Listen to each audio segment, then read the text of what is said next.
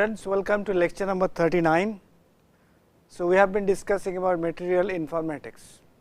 We will continue that discussion and carry forward what the new things we can learn, like data mining and how to extract information using data mining. So, this is the part 3 of these lectures, materials knowledge and material data science, which is popularly known as a materials informatics. And here we are discussing about how we can use data to get knowledge, and from knowledge we can get predictions. That is the key thing of material informatics. So, whatever we learned in the last lecture or last to last lecture, let us do as a recap. That always helps you to understand concepts better way, to make sure that whatever you have seen in the last 2 lectures is basically properly learned. So, I would like to also add some more books or some more papers into the list, from which I have been talking about for the last 2-3 lectures. Material informatics is a very new subject. We do not have any specific books for that purpose available till today. We can only gather information from different sources, including published papers, reports.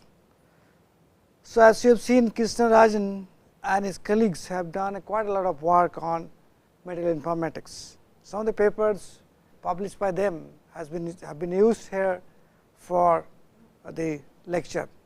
Then I also used paper by Muhammad Hassan Mubarak, as well as the books by Michael Ashby and a new book by Han, Kember and P, data mining concept and techniques. It is a almost 12 to 13 years old book, but it is a very good book. You can also follow all the different techniques available. So, this literature all available online, one can download and read also. So, many of the slides which I have been using are basically done or prepared using the literature available in these papers and the books. So, I acknowledge their efforts and use them for the purpose of providing the lectures. So, we talked about material informatics, and what is material informatics? Basically, it is nothing but an effort to improve the efficiency of any material development by using information science methods, or rather statistics, computer science and materials engineering. So, it uses the information science with computational science to improve the efficiency of the material development. And in order to do so, it also helps us to understand the use, selection, deployment and discovery of material science or materials. And this is very important because we have a lot of data now. We do not have problem of data anymore because of the research done on material systems for the last 100 years have produced a lot of experimental data. But such of new materials or alternative materials with target set of properties, whether by experimentations or simulations, is always slow and sometimes very arduous task to do that. Why? Because experiments requires a lot of time and efforts, and many cases you may not be able to solve the problem with whatever resources you have in your lifetime. So, therefore, it is better to understand the underlying science governing the behavior of materials, and in order to do that we use a lot of informations, and the information can be made to analyze the trends as a basic prediction tool for development of new materials. That is what is material informatics. So, that means we use the informations obtained from experiments or maybe computer simulations, analyze the trends in those informations and use this as a basis for predictions of the new materials. That is what is called material informatics. So, what are the 3 aspects of material informatics? First is data. Information means data, right? So, data can come from simulations, it can come from digital libraries, it can also come from combinatorially derived materials, and obviously from experiments, no need of talking about it, right. And then once you get the data, you can work on it in different ways, analyze the data like using PCA, principal component analysis, or you can use variable analysis, associate mining, support vector machines. Some of these we have already discussed previously also, and we will continue discussing some of these today's lecture and the next lecture also. So, this is actually tools which will allow us to find correlation in the data, because you remember I told you that we can use the informations to find the trends in the data, so that we can predict new material compositions with target set of properties. So, in order to analyze the data effectively, we need to use certain tools, and data mining is one such tool, by the way, and many other tools are there part of that, like principal component analysis, what is called PCA, latent variable analysis, associated mining, support vector machine, and many more. At the same time, we can also get data from theory. Theory means atomistic calculations as well as continuum mechanics calculations or continuum based calculations. These theories are basically coming from different postulations done to explain the experimental findings. So, therefore, these theories also can provide data when we use these theories for computer simulations. In addition, they can also provide us knowledge. So, therefore, these things together, data which is analyzed to find the trends or correlations, plus theoretical models which you use to explain the experimental findings, three things together provides us the knowledge base, and knowledge is very important, as you understand. Informatics is giving us new knowledge, and therefore, we provide we get basically this knowledge can lead us to informatics based material design. I would like to spend some time on the data. When you create a lot of data, either by experiment or simulation, you need ultra large space to store the data, and that is why we need to have digital libraries, we need to have data warehouses, we need to also have systems which can store terabytes level data. By the way, terabytes, right? Terabytes is 10 to the power 12 bytes. That's, let us explain that. It is not exactly that. We know computer can understand 0 and 1. That is called bit. And when you make 8 bits together, it is called byte. And 1 kilobyte is 2 to the power 10 bytes. That is basically 2 to the power 10. That is why 1024 that number comes. Now, then megabytes is again 2 to the power 10 kilobytes. So, you are multiplying that, right.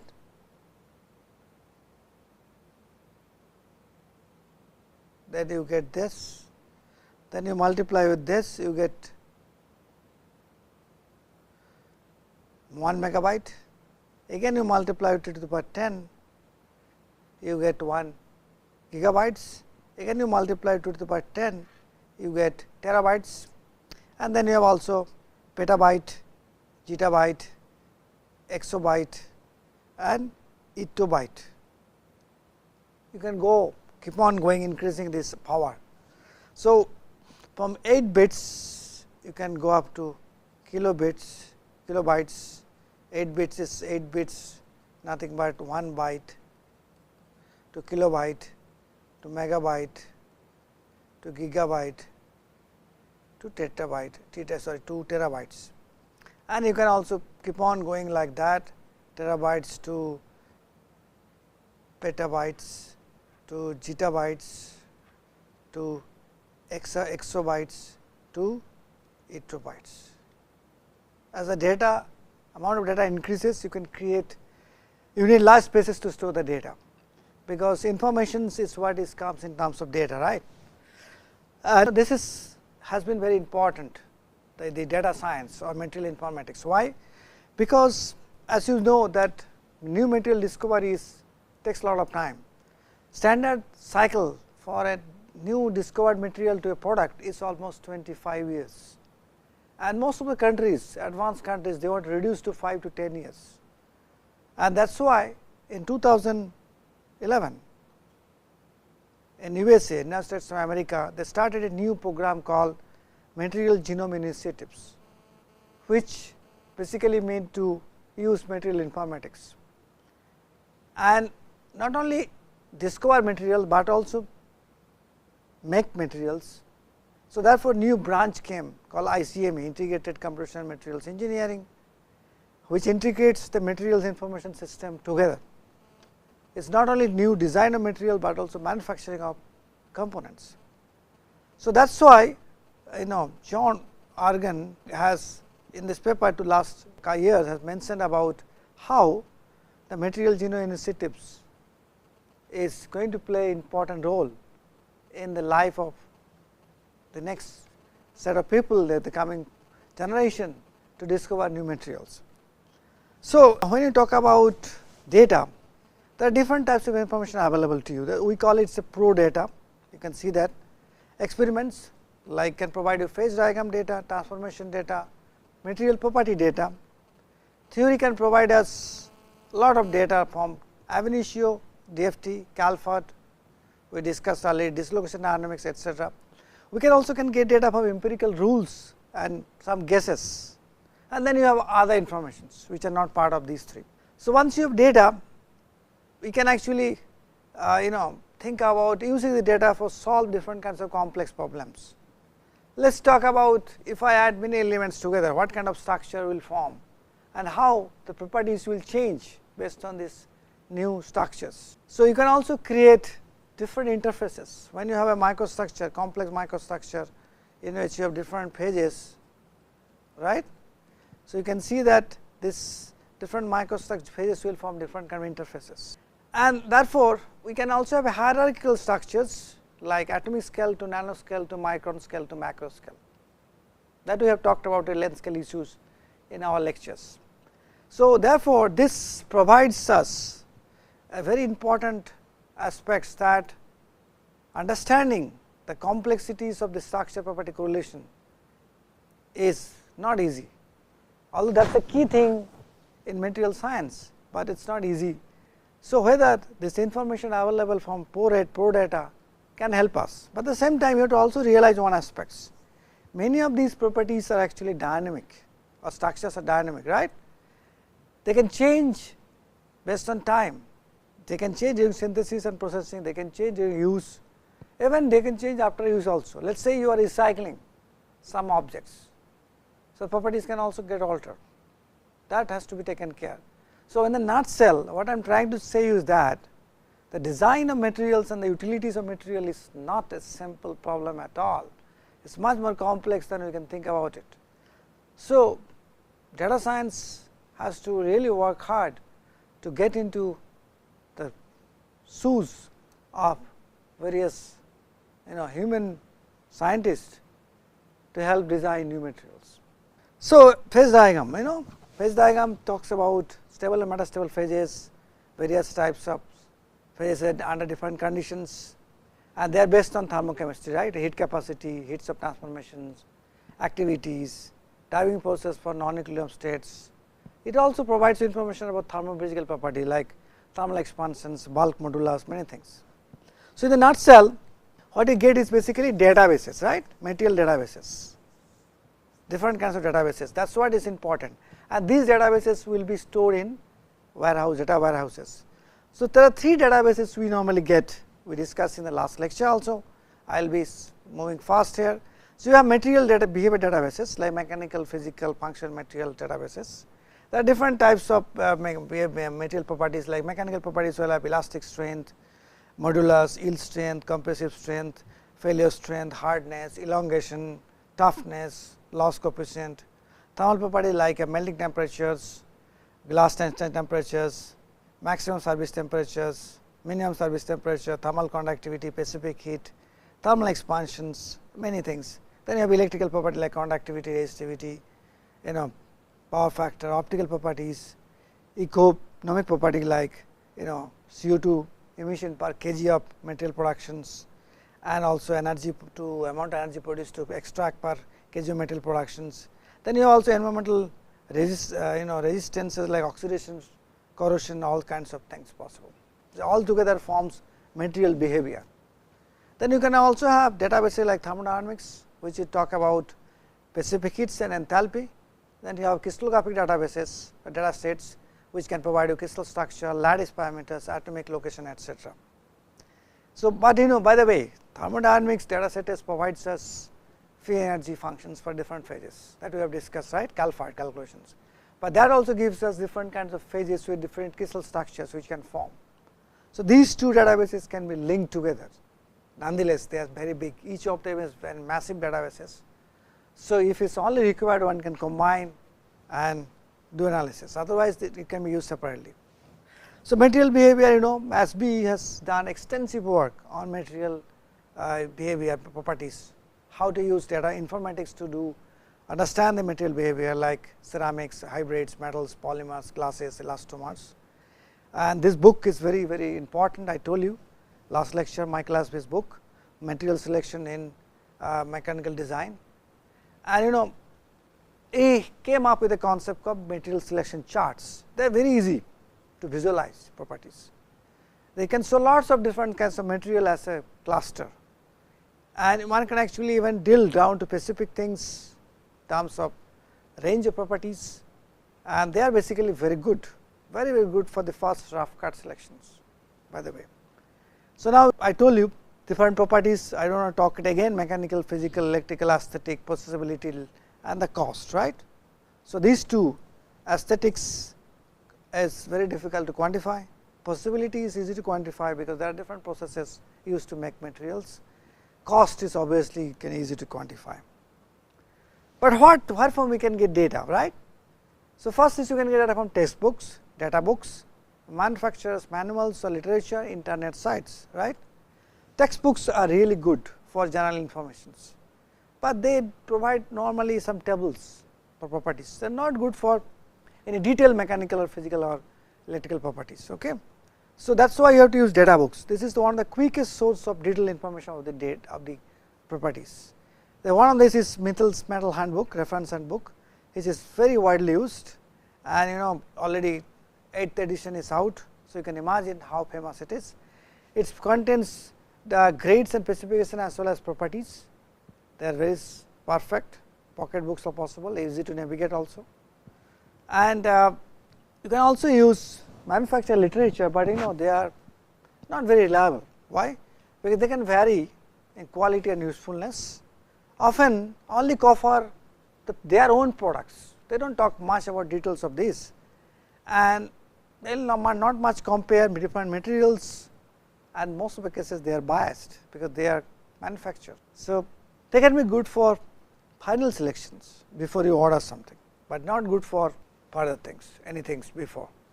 Then you have internets, right. Internets can be real minefields. All of us know that if you go and search something on internet, you will get thousands of hits, and you are very confused now which one is correct, which one is not correct, which one has to be taken, which one not to be taken.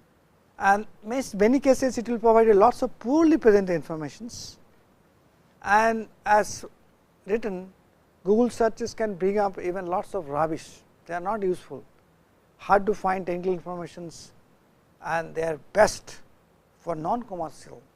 If you use non-commercial sites, they may provide you something. So, SPS provide different material charts like Young modulus versus density, Young modulus, the strength versus density charts, and you can clearly see he has given clustered the different materials like foams, woods, polymers, rubbers, everything, and ceramics, metals and alloys, and within that also he has subcategorized different materials. Let us not go into that, and that is what is very useful. So, Michael Ashby's book can be used as a data source of material properties, similarly like a Smithell handbook. Only thing is that they are presented as a chart, which is very useful in terms of application. So, physical, chemical, functional, electrical properties, everything is kind of plotted. So, you can also have thermodynamic databases, which we talked about it, and many of the companies in the world provides you different thermodynamic databases. The list is exhaustive, as you can see here, starting from steels to nuclear materials, everything is possible, and they provide information about free energies of the phases. And free energies are related to Cp, as you have given here, you can see there, and the Cp is what is the critical Cp and latent heat, what is the critical information required for generation of thermodynamic databases. And thermodynamic databases can be used to model and even optimize the free energy parameters of free energy things, free energy equations, which can later on be used for predictions of the phases and microstructures. Nowadays, they have expanded to even for diffusion control phase transformations like Dictra or Prisma also possible, where you can actually integrate both transformation as well as thermodynamic data. Okay. Then I talked about little bit about crystallographic databases.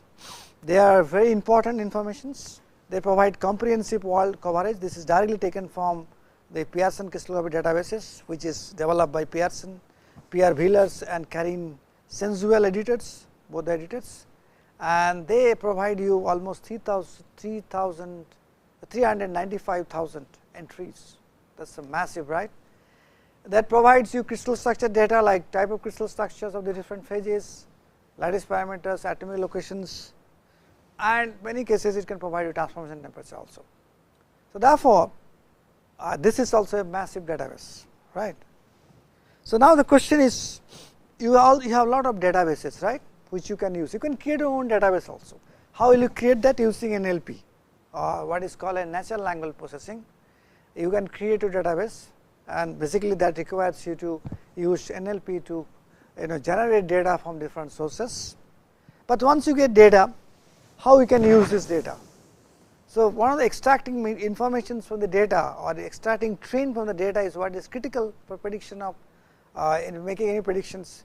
That is why you have to use two important things, what is called data mining and second is called data analytics. So, data mining is something which you might have heard about it, because it is not new. It has been utilized by the different branches of engineering and science for the last 15-20 years, as I know, and data analytics is something which is new, and this is basically provides you statistical correlations of that. That is what I am going to discuss in lecture number 39. I remember the last slide I show you. So, what is data mining, by the way? Well, it is nothing but extraction of interesting pattern or knowledge from the huge amount of data. Remember these words, interesting patterns or knowledge, and sometimes this will be non-trivial, sometimes it will be implicit, sometimes it will be known already, but most of the cases it is very useful. So, therefore, data mining does not mean I go and dig something and mine data. That is not data mining. That is a common concept, people may have it. The data mining means I go to internet site, gather the data, compile it. That is no, that is not data mining. Data mining means extraction of information, extraction of pattern or knowledge from the data. So, that requires you to analyze the data. That is why statistical data analysis or statistical correlation is very important part of the data mining. But why do you do that? Well, the fact that we have explosive growth of data, right. We have now we have terabytes data, soon it will be petabytes data, I already told you about that.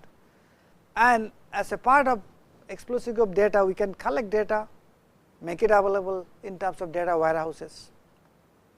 And we can also do automated data collection tools, like NLP is one of those automated data collection tools. And one can also generate database systems from that, or we create waves, data wave or data warehouses, right. We talked about it. So, data can be stored in databases, it can be as a data warehouses, like we have normal warehouses where you can keep large amount of material like dress material or steel material, whatever it is. Okay. Similarly, you can have warehouses where you can keep data. As you know, necessity is the mother of invention. So, therefore, data mining can provide us trends, or we can do, if we do automated analysis, it can provide us trends to discovery. It sounds very illogical at this moment, because how can a computer discover a new thing, right? Well, it is not a computer, it is basically human who are developing these automated tools that can actually allow us to find the trends in the data, and finally, we can actually do a analysis of the find the patterns, right. There are two primary functions of these data mining. First is data recognitions. It serves the basis for deriving correlations, trends, clusters, trajectories, anomalies, everything. Okay? That is the first thing. That means what? You can actually use this data to derive correlations among them, find the trends, you can do cluster analysis, you can find out trajectories, you can also find out outliers, anomalies, right. That is also very important. Many cases you will find if you want to do analysis of the data, you will first remove the outliers, otherwise they will impact your analysis. And second thing it requires is to use predictive model. We always like to develop predictive modeling capabilities, whether it is AI, is in ML or DL or in MI, that material informatics, it remains same. We have to develop predictive capabilities. That is why all this modeling or data analytics are done. So, predictive model is the second part of the primary functions of the data mining. So, let me put together, data mining is a part of analysis. So, you have data sources like paper files, web documents, scientific experiments, data based systems. Then we do data preprocessing. I talked about it quite a lot on some lectures before this. In that we can do data preprocessing, data integrations. So, we have two types of data sets. How can you integrate that? And then you can also do some kind of data exploration also, like querying or reporting. And then comes the information discovery, what is called data mining. After that you can present data, visualize it, and finally you make a decisions. So, this is a pyramid. At the bottom of the pyramid you have data sources like web documents, scientific experiments documents, scientific experiment databases, and then you can process, integrate, explore, and finally found the informations, and that will give you the trends. So, this is basically the y axis shows you increasing potential to support the decisions, business decisions. Okay. So, you see the decision making is basically done for the user. Most of the presentations are done by the business analyst, but data mining is done by data analysts like you and me. Okay. And finally, databases are created by many set of people. I have given you some databases like thermodynamic databases, crystallography databases, or Michael Ashby's book as a material property databases, right. That is available. You can buy also, but this is something you have to do, and this plotting is something or visualization something business analysis can do, and then these decisions will be given to the end user. So, this is a new field which is coming up very. So, data mining can be used for pattern recognition, statistical analysis, visualization, high performance computing. You can also have develop algorithms, machine learning, all kinds of things can be done. It is a confluence of multiple disciplines. But what is important is your thing is knowledge discovery. Am I right? That is what is the key aspects of the things. So, as you know, if we have to talk about knowledge discoveries, let us start from the databases. So, once you have databases, you can do data preprocessing, which is data cleaning, and data integration is part of data preprocessing. Once you preprocess data, you put it in a particular format and store it in a data warehouses. Then you can take the data from there and do the task relevant, take the task relevant data out of the data warehouses. Then you can do data mining to find the pattern evolutions, and that provides you the knowledge. Okay. So, this view from the typical database systems and data warehousing communities is very important. And as you can see here, from the databases to pattern evolution, data mining provides the key link, and knowledge discovery process, that is what is called KDD, and that is something can be done in this way. First you take the input data, preprocess the data, like you can do normalization, feature selections, dimensional reduction, integrations, and then you do a data mining in which you can find pattern discovery, correlations, classification, clustering, outlier analysis. See, all this, some of these things already done already. Clustering you have already finished done, correlation also you have done, right, data correlations, classification you have done. So, pattern discovery is something which you need to do. You can also have pattern evaluation, pattern selection, interpretation, visualizations, that will be the part of the whole data mining, right. So, let us talk about each of these in a detailed way. So, what is to be mined? Okay, data multiple dimension view of the data mining. First is data to be mined, right, and we have to find out patterns in the data.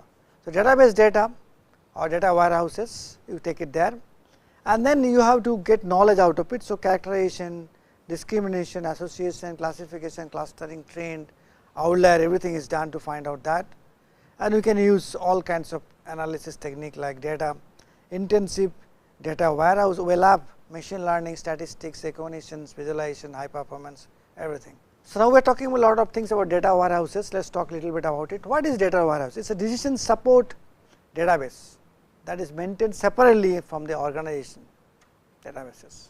It will be like a place where database is kept, which is away from the beyond the organization databases, and it provides you support information processing by providing solid platform of consolidated historical data for analysis. So, as per Inman, W.H. Inman, data warehouse is subject oriented, integrated, time variant and non-volatile collection of data in support of management decision making process. And this process of construction using data warehouses is a very complex one. Let us not talk about it. So, we will talk all these aspects in a more detailed manner in the second part of the lecture. So, as you understand that this multi-dimensional view of data mining is very critical for all the analysis of the data, find out patterns, find out the different aspects of trains, clustering or outlier analysis, everything. That is the key aspects of that. So, let me stop here, we will come back to the second part of lecture, how we can move in these directions.